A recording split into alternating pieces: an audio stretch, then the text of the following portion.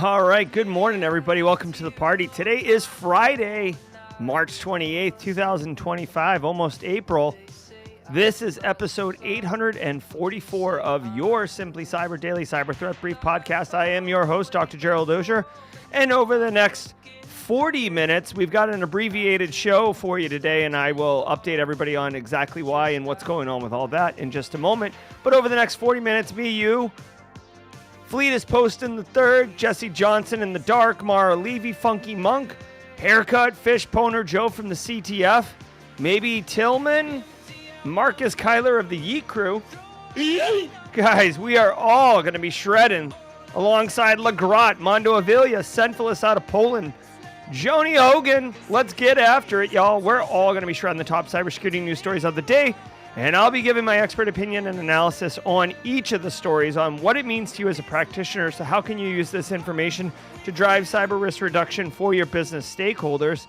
How can you use this information to wow interviewers in job interviews? I know a lot of you are out there in the market hunting. What's up, Jenny Housley? Out there hunting for work.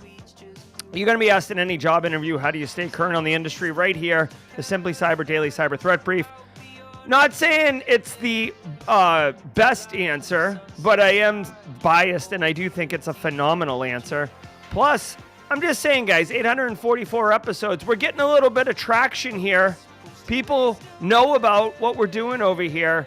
There's been multiple instances where people have told me they've brought up the show in interviews. And wouldn't you know it, the person on the other side of the table is aware. So that's what's cooking. Now, I want you to know I do not research or prep any of the stories that we got coming up. Ain't nobody got time for that. Because I want to, A, I don't have time for it, but B, it's more authentic, it's more real. I'm a practitioner, you're a practitioner or aspiring practitioner, and this is how work happens, all right? So we're just going to get after it. I do want to tell everybody really quickly, my son, Callan, my younger son, many of you know my kids, but if you don't, I have kids. Welcome to the party, pal.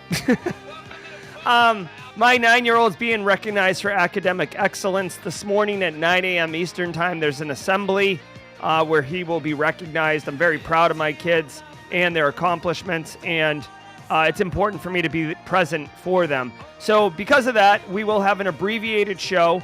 I will be speed running. I will do everything I can to get through all the stories, as well as getting your James McQuicken at 35,000 feet joke of the week knocked out. But there'll be a little less dialogue, a little less analysis going on. And unfortunately, the panel for jaw-jacking will not happen because there's going to be an abyss of 20 minutes between when I finish and when jaw-jacking would actually start. So just everybody emotionally prepare for that. Let's hear from the stream sponsors really quickly. Not a stream sponsor, but one thing that I absolutely have to share with everybody in chat, hashtag Team SC. I am currently drinking a cup of coffee, which is bananas good, okay? I got this Blind Dog coffee as a gift from the Real Bilbo. So many of you know Real Bilbo in chat, Bill. He hand-delivered this to me when we were in Florida together. I think this is from a small roaster out of Nevada. And this coffee is an absolute delight, straight banging. So if you're in the Nevada area and you see a Blind Dog coffee, don't be shy. You will be very pleased with it. Mad Destroyer, I think this does get to the level of coffee pinky out levels that you would really, really enjoy. All right, guys, let's hear, and thank you, Bill, for the coffee. It's phenomenal. Guys, holy crap, hold on. Really quickly, Poner Joe in chat says, I'm going to be contacted today or Monday for a new pen testing job in light of my recent PNPT cert. That's what I'm saying, guys. That PNPT is pretty dope. Congratulations, Poner Joe. Super happy for you. All right, let's do the stream sponsors, pay the bills, and when I come back, we're going to do a couple more things and then launch into the news like a boss. Let's go. What's up, Simply Cyber? You know what keeps CISOs up at night?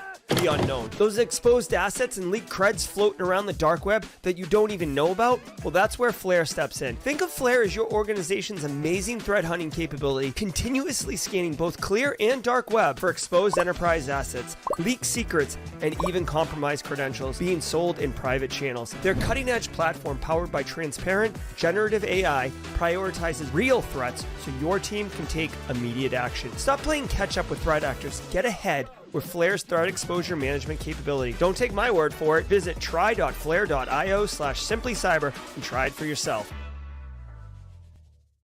Do you want cutting-edge, high-quality cybersecurity education, regardless of financial position? Check this out. I want to give some love and some praise to Antisyphon Training, powered by Black Hills Information Security. Antisyphon Training is absolutely disrupting the traditional cybersecurity training industry by providing high-quality, cutting-edge education to everyone, regardless of financial position. They bring industry professionals with years and years of experience into the classroom to teach you and anyone else who's interested practical skills that are in demand in the market today. And on top of that, the student experience is amazing, as you and hundreds or thousands in some instances of other students are actively engaging, networking, sharing tips, tricks, and experiences with each other, all live in the classroom. Go to antisyphontraining.com, check out their course calendar to see what courses they have coming up next. You won't regret it.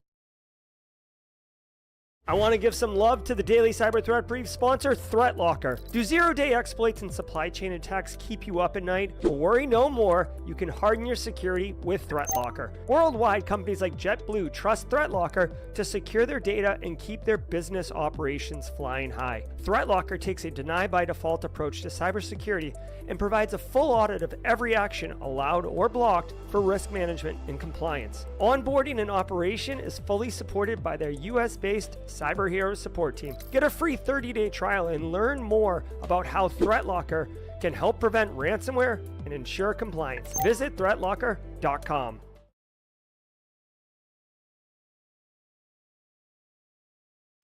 All right, and as always, thank you to Barricade Cyber Solutions. Hey, Daniel Lowry, what's up, dude? Shout out to Barricade Cyber Solutions, who are dedicated to helping businesses from cyber attacks and recover from the damage done. Cyber attacks can cause massive issues for businesses and send dedicated, hardworking business owners into turmoil. Guys, I'm telling you, it's the worst day of your life when you're dealing with an active compromise. Barricade Cyber Solutions, though, they've been there. They've got the scars to prove it. They know how to mitigate the damage done by cyber incidents. They've got the expertise. They know how to execute like bosses. Check them out at barricadecyber.com. Links in the description below. Links in the description for all of the stream sponsors. And I wouldn't even call them sponsors necessarily. I would elevate that to partners. I love myself Antisyphon Training. I love myself Flare, Barricade Cyber, ThreatLocker, like just good businesses, good stuff, all about good times. I also want to say a couple quick show notes. Hey, Witherspoon, couple quick show notes. One, we are putting more effort into the ambassador program. If you don't know about this, we do Simply Cyber local meetups because we're a virtual community, but there's a lot of people who are local to each other. Like I'm in the Low Country and there's a bunch of people around here. We get together. Chris Whitlock is driving the initiative. We're trying to bring it back. We did it before. It kind of went down. We're bringing it back. Toasty Pops is with Kansas City. Marcus Kyler's with Detroit. I'm in the Low Country with Casually Joseph. Zmif, who's in chat, at Zmif, is looking to start one in the Illinois area. So if you're in Illinois and want to do some local in-person meetups, connect with Zmif. I know Fleetus is looking to do something in Charlotte, North Carolina. We've got San Diego folks. All right, that's that. All right, do me a favor, everybody. Today's episode is not worth a half CPE because we are speed running it, just to be crystal clear. You will get value, you will learn, but you may or may not have an argument to be made on the 30 minutes of today. So I just put an asterisk on it. This will be the first time out of 844 episodes where I had to curb it a little bit. But again, my son has a assembly at 9 a.m. That I very much want to be present for my son to just, let him know that I recognize his hard work and effort pays off. All right, guys. As always, Daniel Lowry's got an IRL at 10 a.m. Eastern time. If we can get a link to that, mods in chat, I will throw that up on stage and let people know. And finally, somebody asked it. I do drink my coffee black. I've drank my coffee black for years. I am savage. Okay, guys, do me a favor. Sit back, relax, and let's let the cool sounds of the hot news wash over you in an awesome wave. See you guys at the mid-roll. From the CISO series, it's cybersecurity headlines. These are the cybersecurity headlines for Friday, March 28th, 2025. I'm Steve Prentice. 150,000 sites compromised by JavaScript injection. According to researchers at website security company Seaside, that is spelled lowercase c / and then SIDE, this campaign infiltrates legitimate websites with malicious JavaScript using an iframe injection to display a full screen overlay in a visitor's browser using CSS. This takes the human browsers to sites promoting Chinese gambling platforms. This current campaign largely targets infected WordPress sites, but the researchers state the technique demonstrates how threat actors continually adapt, increasing their sophistication. Okay. So this is interesting. Two things. One, I love this. Simply Cyber's colors, like retro synthwave, blue and purple, or pink and purple, or blue, pink, purple, whatever. But I gotta tell you, I do have a soft spot in my heart for like the red on black. It feels very like 80s anime, like quasi Akira, Ghost in the Shell vibes. Anyway, I just, when I saw this, I was like, oh my God. Like, I don't even have a place to put a sticker like this, but I want this in sticker format. And then I want to find some place immediately to stick it. This is so cool. All right, so JavaScript injects through iframes. Guys, welcome to the web. Like Web 1.0, iframes used to be how you would have like a tricky, kind of interesting website with like multiple panels, so when they scroll, it wouldn't be the thing. But with Web 3.0 and not Web 3, but like Ajax and XML, HTTP, requests and stuff like that, we can have way more interesting dynamic websites nowadays, obviously. But iframes are still part of the HTML standard, and threat actors can use it to basically have code. Here's the deal. The iframe can be inserted into a web page, not be visible, but it will execute code. And your browser, which has a rendering engine on it, doesn't give a flip if you can see it or not. It's just executing code. You know what it is? It's like a Terminator. It doesn't sleep. It doesn't eat. It has one mission, and it's to execute code. And when you jam some JavaScript up in it, it's going to execute it. Now, it might just say alert, and then you're going to give yourself a little pat on the back for discovering a cross-site scripting vulnerability, or it could redirect you to a Chinese language gambling platform that has 150.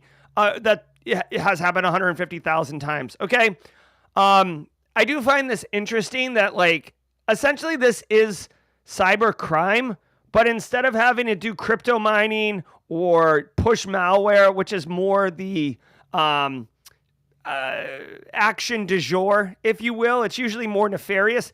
This one is basically just like, this is kind of like a Yakuza version of like marketing, right? So normally you would buy Google ads and it would show up in results, or you'd have it like CDN providers have it show up in the right side. Like if you've ever gone to a website, like a news website or blog, oh my God. If you go to like a recipe website where like you're just trying to figure out how to make chicken vindaloo and you're scrolling and there's like friggin' ads in the middle of the recipe, like those are being fed from somewhere else. Normally, like this is where businesses would pay to get advertising. These guys, they're basically just having JavaScript and then redirecting you. Obviously, this is kind of to me, like it's partly shenanigans because they're hoping that by sending you to the gambling website that you would be interested in gambling and then start spending money, right? Like this isn't stealing money from you. This is basically marketing gambling websites to you, which to me, I'm not saying it's not illegal or it's not unethical to force JavaScript redirects, but it does seem a little meh. You know what I mean? Like just for everybody's edification and my own itch to scratch, this would be in the United States. This would be no different than like trying to go to a website to check like the weather and it redirects you to FanDuel or DraftKings. Like if you're going to gamble, you were going to like probably going to gamble anyways. You know what I mean? So whatever. As always, I do want to point out that the websites are compromised, okay? So a threat actor cannot just insert JavaScript on your website and call it a day. You're not going to go to simplycyber.io and all of a sudden there's like JavaScript redirecting you to DraftKings. The threat actors need to be able to exploit something on that website to be able to insert their own JavaScript code. So what I would say is two things. One, for any website that you're responsible for, either directly or indirectly from a cyber perspective, make sure two things. One, make sure that the entire tech stack is maintained as best you can. You can use web app scanners. You can use regular vulnerability scanners to look at those technologies. A lot of times they're internet facing. It's not just a Windows Server OS and then IIS on it. A lot of times there's like WordPress and CMS solutions and all sorts of like middleware. So just so I'm sorry, I just got derailed.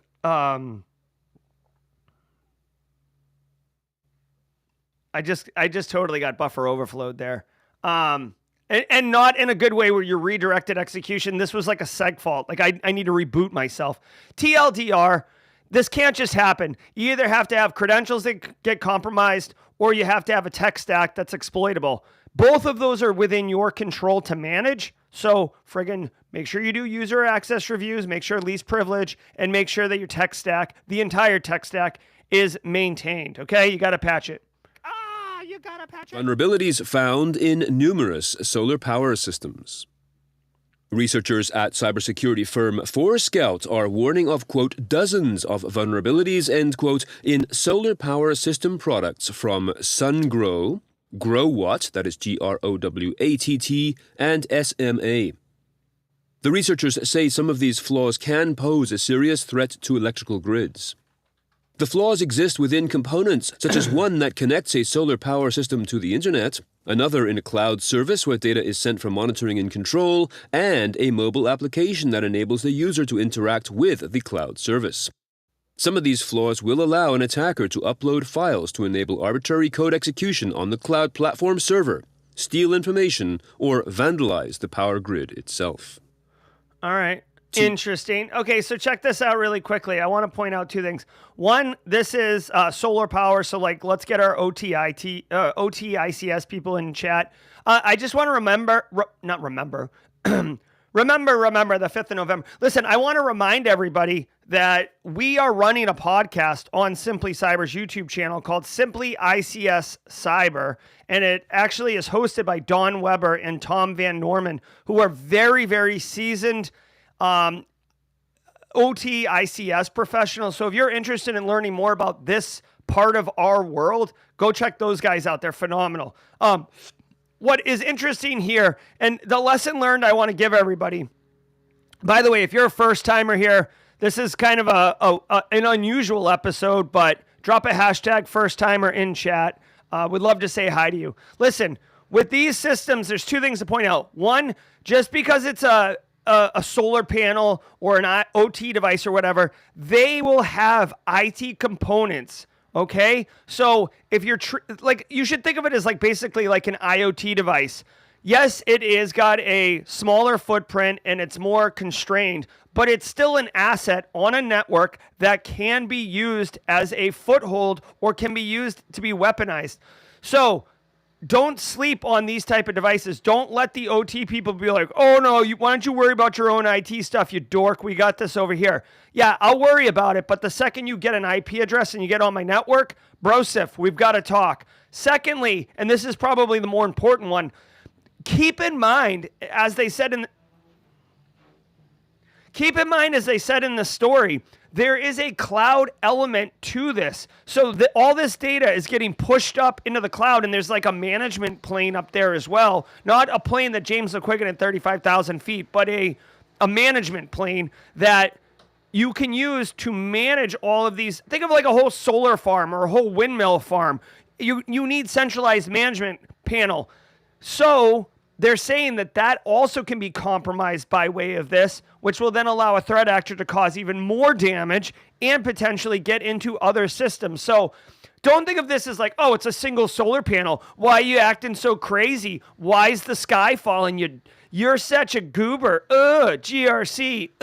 It's like, no, actually everything's interconnected. And if you can pivot through this environment and get into the cloud, you can burn the entire thing down. So why don't you take a big step back and get all the way off my back, okay? So just keep in mind that this is bigger than just a solar panel thing or an IoT device in general. Mobile pays $33 million in SIM swap lawsuit. The law firm Greenberg Glusker has secured a $33 million arbitration award against T-Mobile over a SIM swap attack that led to a massive cryptocurrency theft.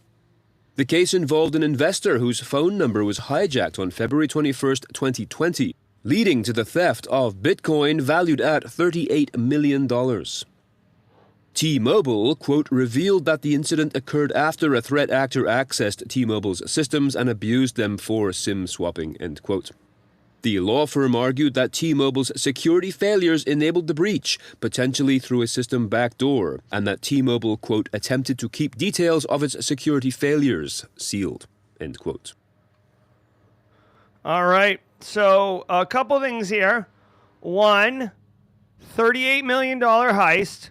The dude had multi-factor authentication on it. And basically a SIM swap. And for those who don't know, a SIM swap is basically, if you went and got a new phone, right? You would change the SIM over, and they have electronic SIMs now, but it used to be like a physical card. It doesn't matter. The thing is, when you switch over to a new phone, your old phone becomes a paperweight, and your new phone has your phone number and all that stuff. Well, the problem is if a threat actor has a new phone and they swap from your phone to their phone, they're getting your text messages. All right, so now I do want to point out a couple things here. Number one, whatever, T-Mobile has to pay $33 million. This sucks. I guarantee you that the victim lost $38 million, okay? So even if the victim got all of the $33 million, they're still down $5 million, which is, to me, a kick in the junk, right? If I lost $5 million, I'd probably be perpetually throwing up. Like I had dysentery in DayZ. I'd just be, 5 million, okay? Second of all, you know for a fact this law firm is taking a big old bite out of that sandwich. So even more puking. So this guy's getting screwed. Now, whether or not T-Mobile, here's my thing. I don't necessarily see that T-Mobile was at fault here. And there's a couple things here. First of all, the text message was a second factor, which means the criminal, who, by the way, it was a 17-year-old, okay? So don't think that this was some, next level swordfish movie bad guy villain doing these things. It was a 17-year-old, got the victim's username and password as well. So, yes, T-Mobile shouldn't have allowed a backdoor, and SIM swapping can happen, and I'm not victim shaming, but I am saying that the threat actor had to get the password from somewhere else. So T-Mobile shouldn't be held exclusively responsible for this hack, as one half of the attack had to happen somewhere outside of T-Mobile's control. Now, dude, I don't have no love lost for T-Mobile. T-Mobile has had numerous instances of staff at T-Mobile. You basically walk into a T-Mobile store and offer the 19-year-old behind the counter $5,000 to do a SIM swap, and they'll do it, right? So you're not without blame, but whatever. And then third of all, this one is interesting, and I'll just tell you, because this is more of a personal story than anything else, personal meaning for you as an individual, not as a business. If you have to do the risk analysis, okay? I know GRC gets a hard time. You're in the GRC mecca right now. This is where we love ourselves some GRC. I'm slowly trying to convince Chris Rock to become more GRC heavy, right? We'll get you a shirt, Chris, that says, I love GRC. But here's the deal. Usability is on one side and security is on the other. And the more usable something is, the less secure it is typically. And the more secure it is, the less usable it is. So what are we talking about here? Dude, when you have $38 million behind an account, and the only thing keeping a bad guy from it is a username and password and a PIN, that's your choice, right? You could do just a username and password.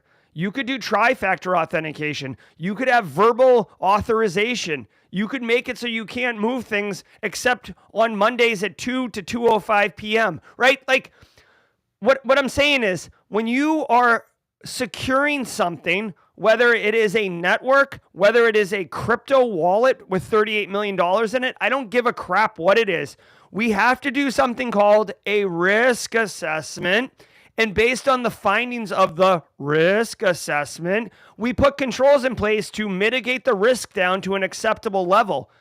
Again, I'm not shaming this dude. I'm just saying, for your own personal edification, if you would like to protect your assets of $38 million, you may want to increase the level of control around it, which does introduce burden and friction to yourself, right? Oh, I want to access my funds so I can buy a Bugatti. I've got to wait until Monday because only Mondays from 2 to 2:05 can I access the money, right? Friction to you is also friction to a threat actor. Okay, long story short, this is more precedent that if victims get attacked, they do have some retribution. NHS software supplier gets discount on fine for good behavior. This story follows up on an event from August 2022 in which the Lockbit ransomware gang attacked Advanced Health and Care Limited, an IT company that provides service to the UK's National Health Service along with other healthcare organisations in the country. The fine of just over £3 million being levied on the company by the UK's data protection branch called Information Commissioner's Office, ICO, is just half of what was originally proposed. The ICO said Advanced Health and Care Limited, quote, settled for the reduced fine after acknowledging the watchdog's decision, agreeing to pay up without appealing, playing nicely with the NHS and other regulatory bodies following the attack, as well as taking other steps to mitigate related risk, end quote. All right. So, as, again, we're trying to speed run this. F around and find out. Dude, when you do things in the European Union, there are financial fines that come through. Here's another one that came in to the tune of $3 million. Looks like it was a ransomware attack. I'll leave it to you to read. I mean, ransomware is ransomware is ransomware. Really quickly, I do want to do this really quick. I want to give a quick shout out to the winners of the... Oh, yeah, here we go.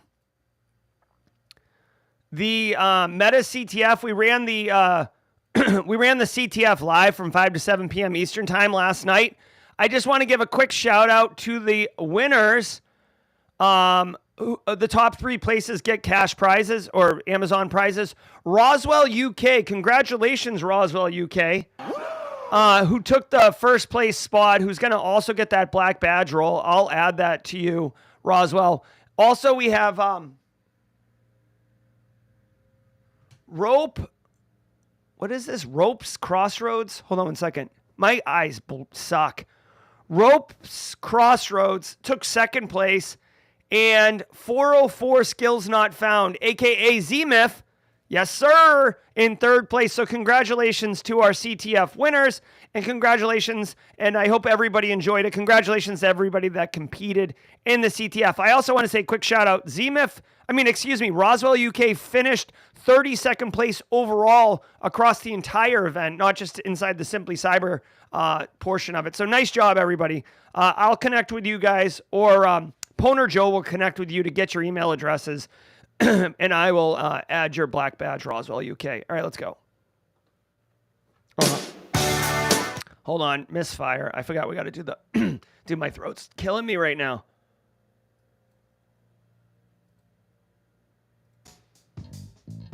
Thanks to today's episode's sponsor, ThreatLocker.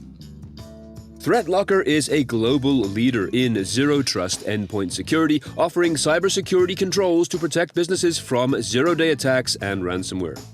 ThreatLocker operates with a default deny approach to reduce the attack surface and mitigate potential cyber vulnerabilities. To learn more and to start your free trial, visit threatlocker.com. That is just like the words, threatlocker.com. All right. I literally just added Black Badge roll to Roswell, UK. Congratulations, Roswell, UK. Let's go.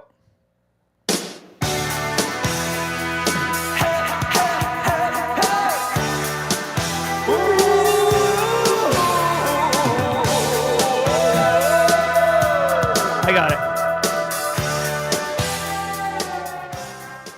All right, guys. Holla, holla, holla. Thank you to the stream sponsors, as always, for enabling me to bring the show to you. Barricade Cyber, Antisyphon, Flare, ThreatLocker. Links in the description below, as always. I love it. You know, like, guys, the sponsor money, like the ability for me to give cash prizes out for the CTF. Thank you, sponsors. So, dude, super cool. Yes, we are going to do the laws. All right, guys, we're speed running because I have 9 minutes before I have to leave to go to my son's academic excellence recognition assembly at his school. If you're joining us late, it's a short episode because my 9-year-old Callan is being recognized at his school today, and nothing would give me greater pleasure than being there for him and celebrating and being that dorky dad who's gonna. He's young enough now that it doesn't embarrass him when I get excited publicly. So I trying to enjoy those. All right, guys. Every single day of the week has a special segment, and Fridays is James McQuiggan's Jokes of the Week.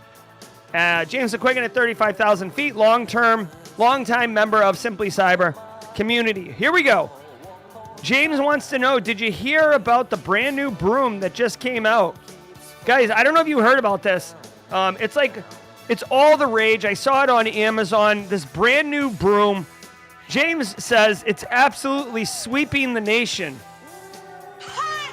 All right. The goal here is spring cleaning. That's the theme. We're spring cleaning. Guys, what's the best month of the year to host a parade? This is actually interesting. You might be surprised. The best month of the year to host a parade is actually March. It's March. Thank you, James. All right, and finally, what kind of bow can't be tied? What kind of bow can't be tied? A lot of people might think that you could tie any bow, but guess what? You can't tie a rainbow.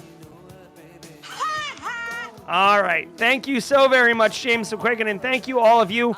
I'm going to run right to the laws. Alpha Sierra, let's go. Don't you forget about me. Don't call my name.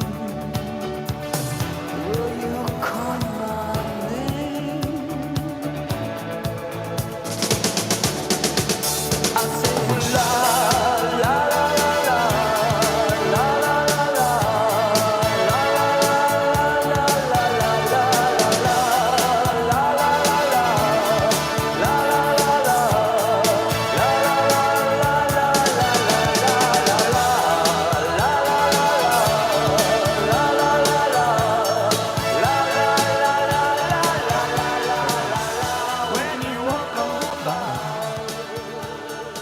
All right, let's finish strong. Defects in Kubernetes component puts 40% of cloud environments at risk. This number, 40%, is described by researchers at Wiz as being due to 5 recently discovered vulnerabilities. One regarded critical with a CVSS score of 9.8 in the Ingress Nginx controller for Kubernetes, spelled Nginx. The researchers state that, quote, they aren't aware of any active exploitation, but the risk for publicly exposed and unpatched Ingress Nginx controllers is extremely high, end quote. Stephen Fewer, principal security researcher at Rapid7, stated separately, quote, with exploit code for this vulnerability starting to be published online, Kubernetes administrators should remediate publicly exposed instances on an urgent basis, end quote. He added, quote, successful exploitation could allow attackers to access cluster-wide secrets, including passwords or tokens, or completely take over a cluster, end quote. That would be quite the cluster. All right, so check it out. Wiz researchers, again, I love cybersecurity companies that market through delivering security research to our community, are warning of this massive issue. Now, I am by no means a Kubernetes expert, but I know Kubernetes is used quite a bit in cloud in environments and lab environments, frankly. Kubernetes, it's a container technology. Containers are really cool because like all of the dependencies are kind of baked into the container. That way you know it's going to work when you deploy it. 40% of cloud environments at risk. This is substantial and one to be concerned with. What I would say is if you are running Kubernetes in your environment, you should absolutely send this over. Like, it's very likely you're not responsible for it. And that's no disrespect. It's kind of a specialized thing. So typically you'll have like an IT person who's responsible for it. If you are responsible for Kubernetes, take action. But what I would say is definitely send this over to your team and be like, yo, this seems like a really big deal. I'm running the EPSS score right now just to get some more intel. And final thing, if you would like to learn about Kubernetes, the number one spot on the internet for me, for my money, is Antisyphon training. Graham Helton. Not only is Graham Helton wicked cool, but to me, he's the Kubernetes guy. Okay, so you know how you got like a PCI guy? Graham's the Kubernetes guy right here. He's a really nice guy, great practitioner. This is an Antisyphon training. I don't know when the next one is. I guess, this is last year, but it is what it is. Also, I see here there is a YouTube video. This is probably an Anticast 1-hour training of Kubernetes and what it is. So you can see here, look. Hold on. Gosh, man. There's Graham right there. You see Graham right there. This is Graham. I hung out with him in Vegas and Wade Wells. Wade knows Graham well. He could speak to him. I'm going to drop a link to this. If you would just like to improve your overall knowledge base today, learn something new, this is 1 hour that would be well spent. I guarantee you. Let's see. So Kubernetes learning. Okay. Spend an hour. Watch it on 2x speed. I don't recommend that. Something like this is technical. I would watch it and take notes. All right, let's keep going. The top 3 Microsoft Office exploits to watch for.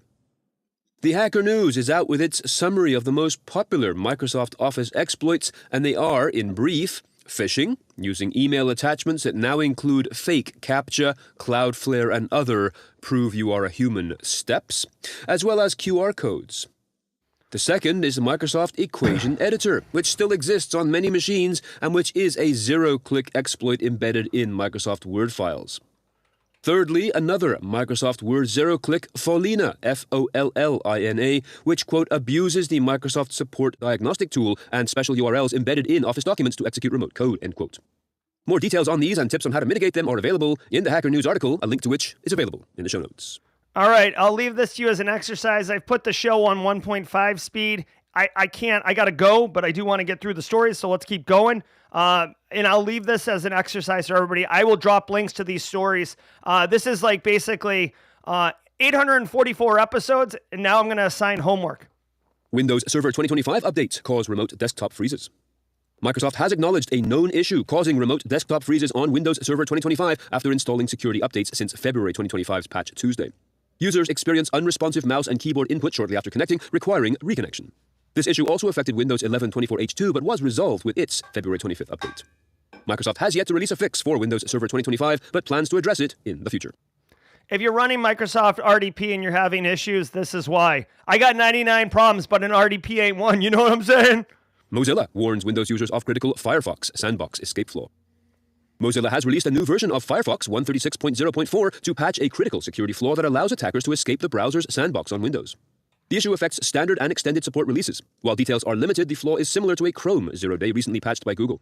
Mozilla noted attackers exploited a related vulnerability in the wild, allowing them to confuse processes and leak handles, leading to a sandbox escape.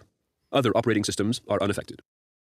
As usual, we've got a busy... All right, as usual, we are speed running. Okay, we are at 8:40. I've got less than 60 seconds. Really quick, I want to say thank you to everybody. Just a reminder, a couple things I see Real Bilbo in chat. Number one, Bilbo, I'm drinking this coffee today, and it's a friggin' absolute delight. Love this coffee. Second of all, my son has an academic assembly where they're recognizing him for excellence that I'm going to be attending at 9 a.m. Eastern time today, which is why we're speed running the show. Because of that, we will not be having jaw-jacking panel, and we will not be doing what we're doing. But I do want to remind everybody that if you can, I know it'll be like a little janky of a transition, but this guy right here, Daniel Lowry will be doing his AMA podcast, which is just like jaw-jacking at 10 a.m. Eastern time. I'll drop a link to it. Thank you all so very much. Have a wonderful weekend. Be well. And thank you, James McQuiggan, for the jokes. Guys, be great. I'll see you Monday.